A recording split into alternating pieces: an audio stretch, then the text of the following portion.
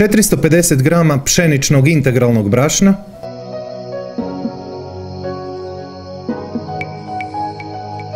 5 g šećera, 7 g soli, suhi digo kvasac 7 g,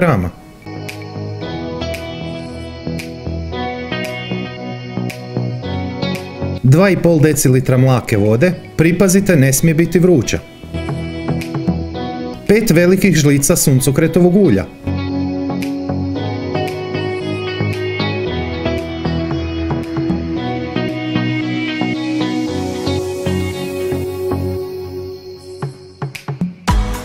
još samo malo istog brašna među prstima kako se tijesto ne bi zalijepilo za posudu. Ostaviti da se diže 45 minuta.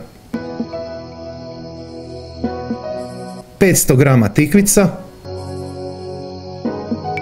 10 g soli. Ostaviti 10 minuta da otpusti gorčinu i višak vode.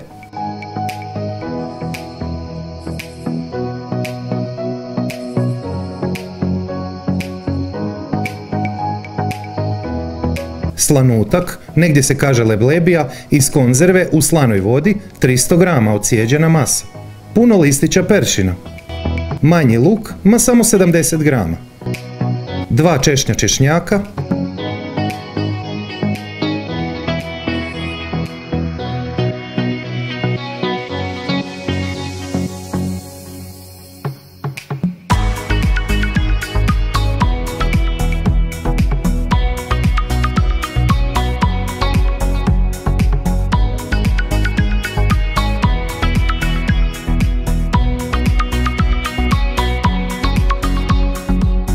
Jaje je opcija, biti će ukusno i bez njega, ali ovako se sve dobro poveže.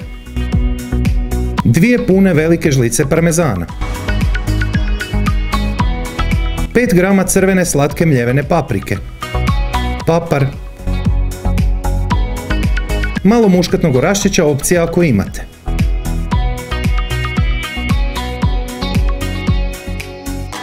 ...60 g krušnih mrvica, odnosno prezli. Spremiti u hladnjak do upotrebe.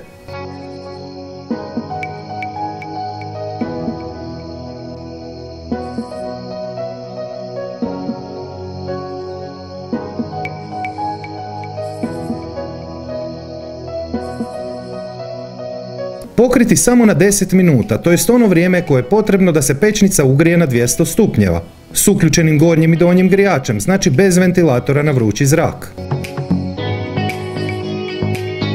Peći 17 minuta.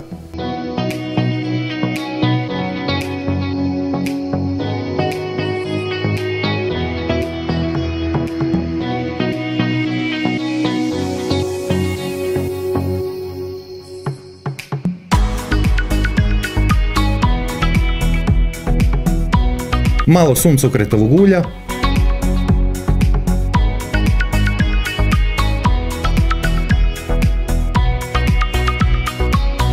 Peći na istoj temperaturi kao i malo prije, ukupno 20 minuta, ali nakon 15 minuta možete odozgora dodati i sir u listićima.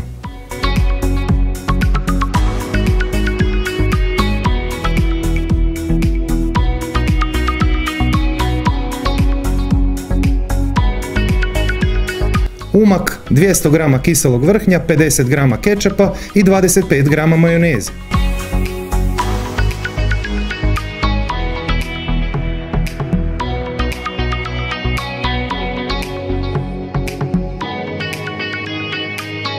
Ispod svakog mog videa pisani recept, popis sastojaka, savjeti koji nisu stali u video, ali i preporuke za stotine sličnih recepata koje ste možda propustili, a stvarno bi volio da ih isprobate.